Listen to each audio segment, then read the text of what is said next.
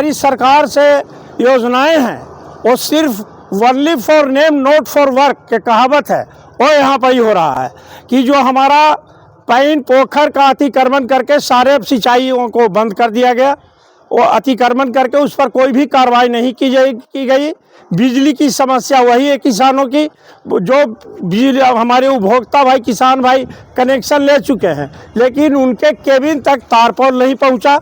दाखिल खारिज के नाम पर गवर्नमेंट बहुत अनाउंस कर दिया विजय बाबू जो हमारे भूमि सुधार मंत्री हैं, लेकिन वो देखने को धरती पर नहीं नज़र आ रही है।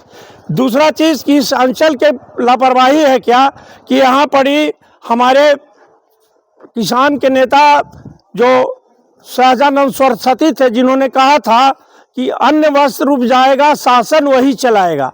उन्हीं के अनुयायी पंडित जगनंदन शर्मा एक ऐतिहासिक आश्रम न्यामतपुर में रहकर स्वतंत्रता की लड़ाई लड़ने के साथ साथ किसानों की समस्याओं से जूझे और उनकी सारी वहाँ समाधि हो गई। और लेकिन उस स्थल के मांग के लिए, उसकी घेरावा के लिए, उस जमीन नापी के लिए हम लोग दर दर ठोकर खाए और सारी चीज़ होने के बाद भी हमारा विधिवत कागजात इस अंचल से नहीं मिल सका और न उसकी घेराबंदी हो सकी। हम अपनी हम सारे टैक्स गवर्नमेंट को किसान देता है, जितना भी टैक्स हो, स्वास्थ्य, बिजली, कर, जो सड़क, जितना भी, लेकिन किसानों को कोई लाभ नहीं नज़र आता है। कागज़ पर जो नज़र आ जाए, लेकिन किसानों को नज़र नहीं आता है। मुख्य रूप से आपका कौन कौन सा मांग है? सरकार से आप क्या मांग करना चाहते हैं? सबसे हमारा पहला मांग है कि हमारी जो दाखिल खारिज का जो भाइयों का प्रॉब्लम है उसको हल किया जाए। हमारे पैन पोखर जो अतिक्रमण करके उसको हमारा जो जल का स्रोत था बंद कर दिया जाए, उसको चालू किया जाए।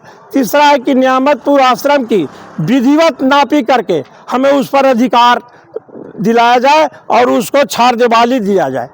ये हमारी मुख्य मांगे हैं। और तो बहुत सारी समस्याएं हैं। आपने पहले भी मतलब कल कहाँ तक पहुंची? मेन हम लोग तो पैन पोखर के अतिक्रमण की बात कर ही रहे हैं, लेकिन बिथो बांध बियर को अविलंब निर्माण करने की जरूरत है।